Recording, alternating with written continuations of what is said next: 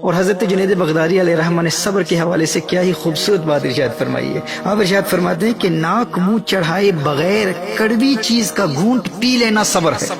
اور حضرت ذوالنون مصری رحمہ اللہ آپ ارشاد فرماتے ہیں کہ مصائب و آلام کے گھونٹ پینے پر سکون و اطمینان کا اظہار کرنا اور زندگی کے میدان میں باوجود محتاجی کے اپنے آپ کو مالدار ظاہر کرنے کا نام صبر ہے۔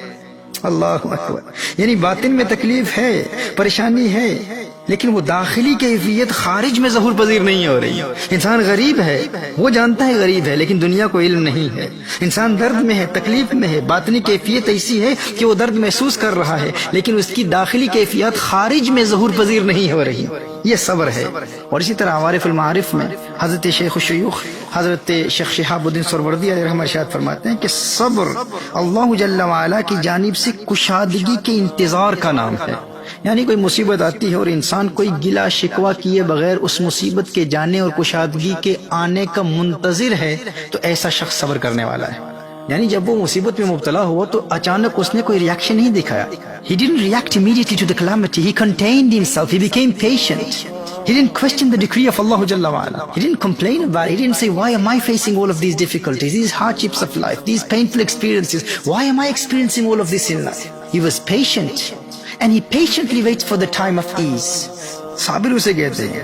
حضرت شیخ شہاب الدین سہروردی علیہ رحمہ نے عوارف المعارف میں اس قول کو حضرت سیدنا سحر رحمہ اللہ سے منسوب کیا ہے۔ یعنی وہ فرماتے ہیں کہ صبر اللہ کی جانب سے وسعت اور کشادگی کے انتظار کا نام ہے۔ مصیبت آئی، انسان نے کوئی گلہ شکوہ نہیں کیا اور صبر کے ساتھ مصیبت کے جانے کا انتظار کرتا رہا تو ایسا شخص صابر ہے۔ اور ایک شیخ کا قول حضرت شیخ شہاب الدین سہروردی علیہ رحمہ نے عوارف المعارف میں نقل فرمایا کہ صبر یہ ہے کہ تو صبر میں صبر کرے۔ صبر یہ ہے کہ انسان صبر میں صبر کرے، یعنی مصیبت آئی، تو نے گلہ شکوہ نہیں کیا اور نہ ہی تجھے مصیبت کے جانے کا انتظار ہے۔ اللہ اکبر کبیرہ۔ یعنی ایک تو وہ شخص ہے نا کہ مصیبت آتی ہے وہ فوراً ریاکٹ نہیں کرتا، گلہ شکوہ نہیں کرتا اور سکون کے ساتھ اس مصیبت کے جانے کا انتظار کرتا ہے۔ یعنی صابر وہ شخص ہے جو مصیبت کے جانے کا اور کشادگی کے آنے کا منتظر ہے، وہ صابر ہے۔ لیکن ایک قول یہ ہے کہ صبر تو یہ ہے کہ انسان صبر میں صبر کرے۔ صبر میں صبر سے مراد کیا ہے؟ یعنی مصیبت آئی، تکلیف آئی اور وہ صبر بھی کرتا رہا، گلہ شکوہ بھی نہیں کیا اور پھر مصیبت کے جانے کا انتظار بھی نہیں کیا۔ مصیبت کے جانے اور کشادگی کے آنے کا انتظار ہی ختم ہو گیا، کہا کہ وہ شخص ایسا ہے جو صبر میں صبر کرتا ہے۔ اللہ اکبر کبیرہ۔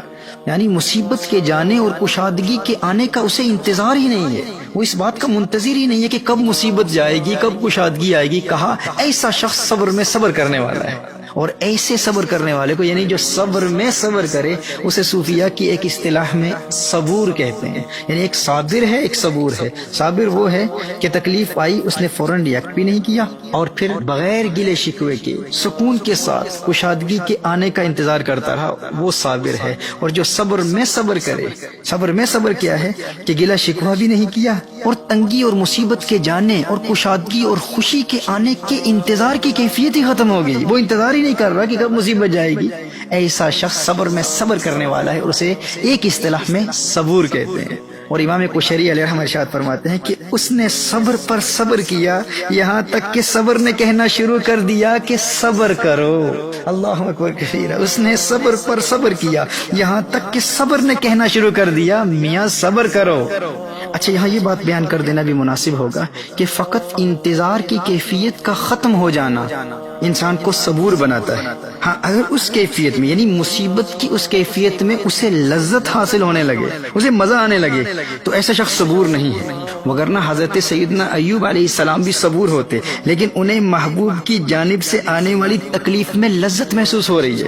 وہ اللہ کے نبی ہیں، ان کا مقام تو بہت بلند والا، بہت عرفہ والا ہے۔ یعنی صبر میں صبر کرنے والا وہ ہے کہ جس پر تکلیف آئی، تکلیف کے آنے پر اس نے گلہ شکوہ بھی نہیں کیا، شور نہیں مچایا اور مصیبتوں، تکلیف و تنگی کے جانے اور کشادگی اور وسعت اور خوشی کے آنے کے انتظار کی کیفیت بھی ختم ہو گئی تو ایسا شخص کون ہے؟ صبور ہے۔ لیکن وہ شخص جو مصیبت کے آنے پر بھی لذت محسوس کر رہا ہے اسے حضرت ایوب علیہ السلام کہتے ہیں، وہ اللہ کا نبی ہے۔ تو ایک صابر ہے، ایک صبور ہے۔ جس طرح ماضی کے دروس میں بیان کیا تھا، ایک شاکر ہوتا ہے، ایک شکور ہوتا ہے، اسی طرح ایک صابر ہوتا ہے، ایک صبور ہوتا ہے۔ دیکھیے صبر کیا ہے؟ مصیبت کے آنے پر صبر کیا جاتا ہے، देखिए जब इंसान मुसीबत में मुब्तला होता है तो मुसीबत के आने पर सब्र करने वाला साबिर होता है, और जब इंसान को अल्लाह जल्ल वाला की कोई नेमत मिलती है तो नेमत पर अल्लाह का शुक्र बजा लाने वाला शाकिर होता है। तो सब्र मुसीबतों पर किया जाता है और शुक्र अल्लाह जल्ल वाला की नेमतों पर किया जाता है। लेकिन अगर कोई शख्स किसी मुसीबत में मुब्तला हो और मुसीबत पर भी अल्लाह का शुक्र अदा करे तो उसे शकूर कहते हैं, यानी नेमत पर शुक्र अदा करने वाले को शाकिर कहते हैं। लेकिन मुसीबत पर तो सब्र किया जाता है, जो मुसीबत पर सब्र करता है वो क्या है, वो साबिर है। लेकिन जो मुसीबत पर भी अल्लाह का शुक्र अदा करता है उसे शाकिर नहीं शकूर कहते हैं। नेमत पर शुक्र अदा करने वाले को शाकिर कहते हैं, मुसीबत पर शुक्र अदा करने वाले को शकूर कहा जाता है। तो एक साबिर है, एक सबूर है, एक शाकिर है, एक शकूर है। So if Allah Jalla wa'ala inflicts an affliction upon you and you are patient, you are a sabir. And if Allah Jalla wa'ala blesses you with something and you are thankful to Allah Jalla wa'ala, then you are a shakir. But if you are inflicted with an affliction or hardship or any painful experience in life and you are still thankful to Allah Jalla wa'ala, then you are shakur. اب یہ صوفیہ کی اصطلاح میں شاکر اور شکور میں 6 فرق ہیں، لیکن ان تمام کا نچوڑ اس ایک فرق سے انسان کسی حد تک سمجھ سکتا ہے جو ابھی میں نے بیان کیا ہے۔